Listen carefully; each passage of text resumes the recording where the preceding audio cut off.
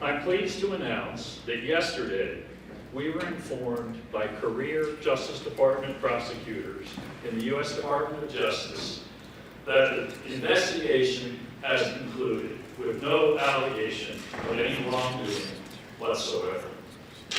They found no wrongdoing.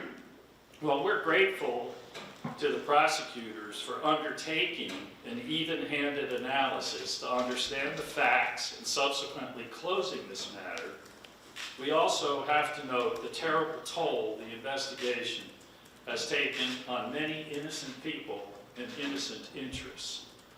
News of the investigation, even though no allegations of wrongdoing were ever made, was enough to cause sponsorship money for the golf tournament to dry up, which hurt the charitable goals of that considerable effort.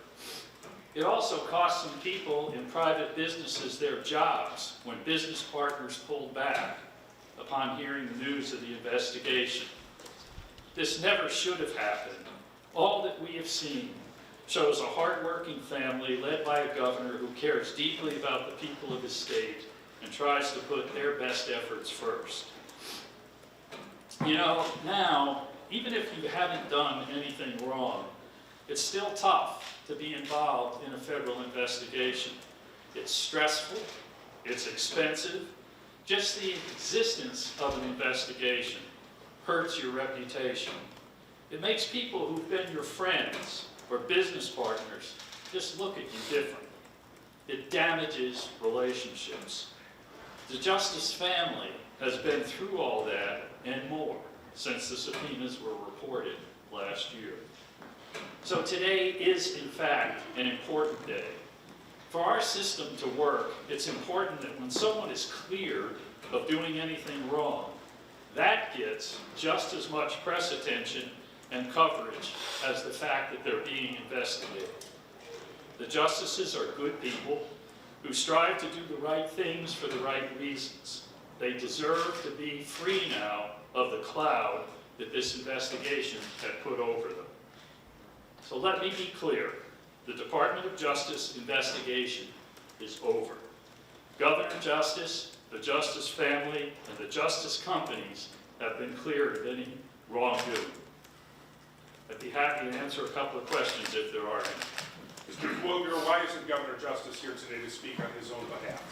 Well, it's very interesting that you asked that. But I think the best answer I can give you is he asked me to come out, having had the communications with the Department of Justice lawyer, and explain factually from a first-person perspective what's taken place. Mr. Terwilliger, is there a letter of declination? In other words, do you expect paperwork from the Department of Justice? That's also a very good question. You know, typically, investigations of this sort, federal investigations, particularly of public figures, don't always come to some point of closure. Sometimes you never find out what's actually happened or what's been decided, but instead that the investigation just kind of peters out and the cloud is left hanging over somebody's head for a long period of time. So we're very grateful that the prosecutors here saw fit, career people in the Justice Department, saw fit to communicate to us forthrightly and directly that the investigation is over. We don't need a letter. We know what we have now, and we're glad to have it. Can you go into any more detail as to what the investigation was about in the first place? That's also a great question. The investigation, as you know, from the subpoenas that were issued, concerned matters concerning the state tax department and certain aspects of how the golf tournament was financed. It's very natural for investigations of that sort to also look at related things. Now, that doesn't mean that there was something wrong in anything that was related, but obviously this investigation went on for nearly a year, so there was a range of things that were looked at. But the important thing is that every question that the prosecutors asked, I and my colleagues, was answered. Every document they asked for was supplied. We were as forthright and open with them as we could be because, as the governor said at the outset, we were confident that there was no underlying wrongdoing, and that's the conclusion that's been reached. One more. Were there paperwork mistakes somewhere? Because we had asked the governor, we found in the IRS documents and in the Secretary of State's documents establishing Old White Charities as a legal and legitimate charity, but then there was this other charity called Neighbors Loving Neighbors.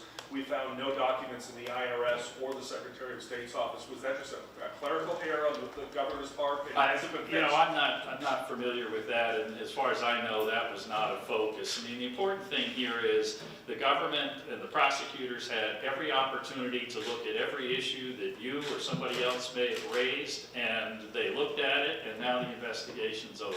If this is an embarrassment, would this have been less of an embarrassment if the governor had put his interests in a blind trust? It has nothing to do with that. So thank you all very much.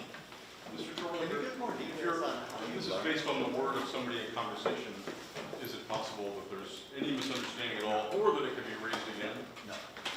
Oh, one question.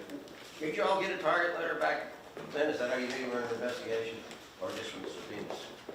Just as